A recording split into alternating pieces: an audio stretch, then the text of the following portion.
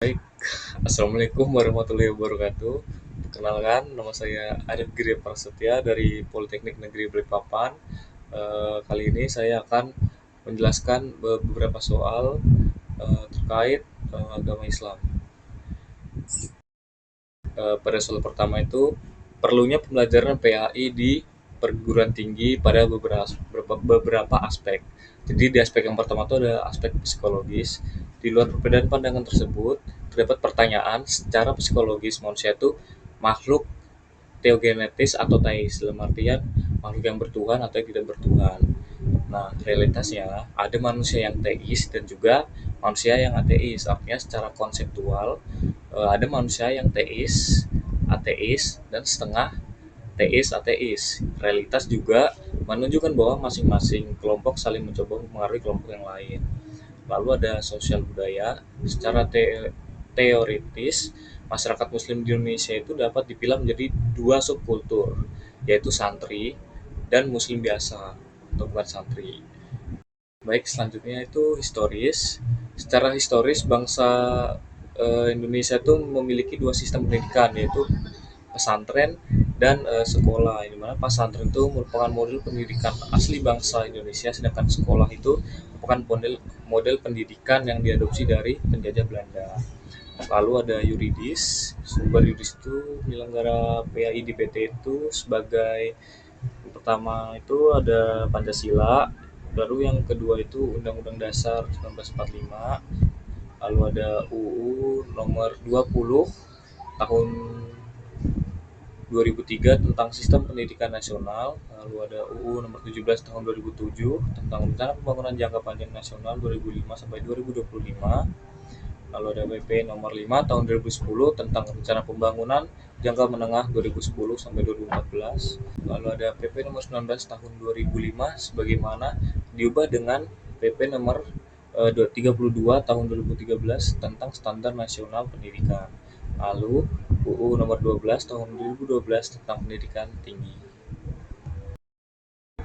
Selanjutnya masuk ke nomor 2. Di sini saya akan menjelaskan Islam yang berasal dari tiga akar secara lugawi atau etimologis. Jadi secara lugawi atau etimologis kata Islam sendiri itu berasal dari tiga akar kata, yakni aslama yang artinya berserah diri atau tunduk patuh, lalu salam yang artinya damai atau kedamaian, dan salama artinya selamat atau keselamatan. Nah, adapun secara istilah atau terminologisnya, Islam adalah agama yang diturunkan oleh Allah Subhanahu wa taala kepada Nabi Muhammad Shallallahu alaihi wasallam, menyampaikan agama Islam itu kepada umatnya melalui pengajaran, bimbingan, dan teladan.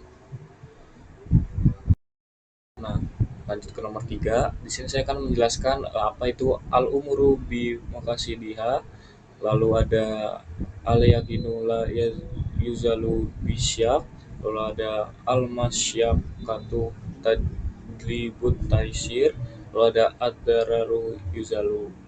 Jadi yang pertama itu al-umuru bi maqasidiha yang merupakan segala urusan tergantung pada tujuannya. Kaidah ini tuh menghendaki agar kita beramal didasari oleh niat karena Allah Ta'ala.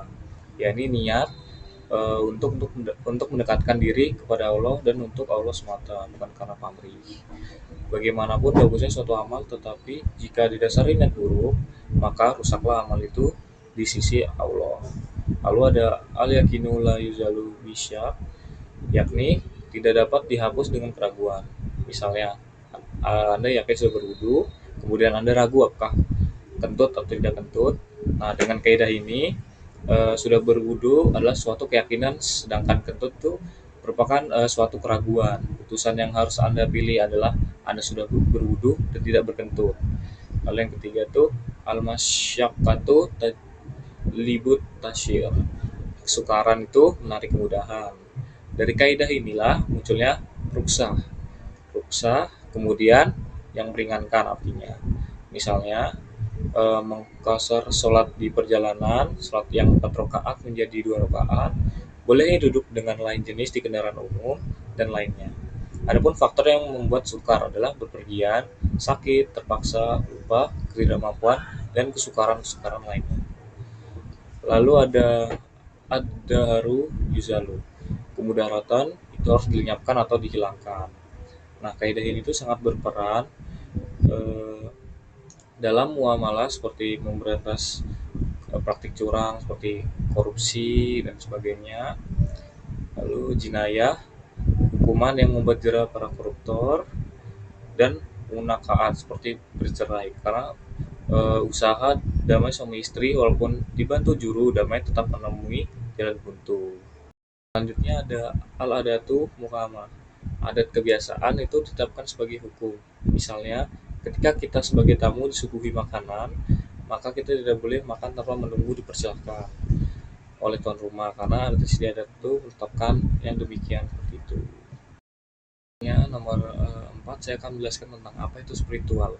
Jadi menurut Ginanjar berpendapat spiritualitas itu merupakan energi dalam diri yang menimbulkan rasa kedamaian dan kebahagiaan tidak terperi yang senantiasa dirindukan kehadirannya. Selanjutnya kita masuk ke nomor 5. Saya akan menjawab Said Hussein Nasr itu menaruhkan terapi spiritual untuk mengatasi problematika manusia itu seperti apa.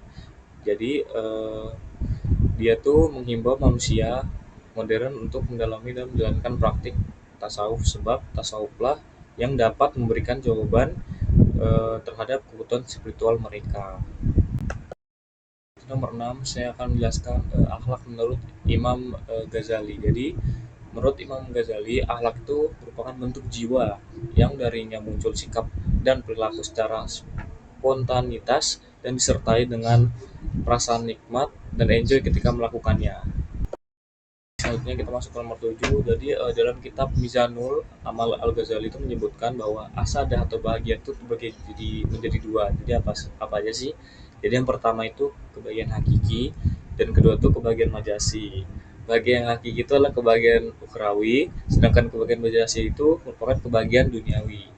Kebahagiaan ukhrawi itu akan diperoleh dengan modal iman, ilmu, dan amal. Adapun kebahagiaan duniawi yang bisa didapatkan oleh orang beriman maupun orang yang tidak beriman.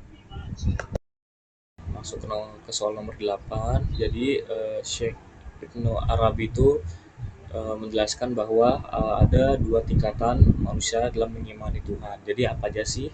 Jadi yang pertama itu insan kamil dan monster setengah manusia. Jadi kata Ibnu Arbani, jika tidak menjadi insan kamil, maka setengah manusia menjadi monster setengah manusia. Insan kamil adalah manusia yang telah meninggalkan kemonsterannya.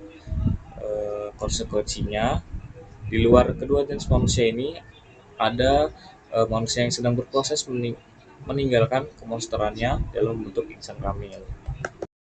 Lanjut ke nomor 9. Jadi nomor 9 itu ada 7 macam nafsu. Jadi apa aja sih? Yang pertama itu nafsu amarah dengan ciri sombong, iri, dengki. Lalu yang kedua itu ada nafsu lawamah dengan ciri enggan, cuek. Lalu ada nafsu mulhimah dengan ciri suka sedekah dan sederhana. Lalu nafsu mutmainnah dengan ciri suka beribadah. Lalu ada nafsu radiyah dengan ciri pribadi yang mulia, zuhud, ikhlas. Lalu ada nafsu mardiyah dengan ciri bagusnya budi pekerti. Lalu ada nafsu kamilah dengan ciri yang dianugerahi ilmu yakin, ainul yakin.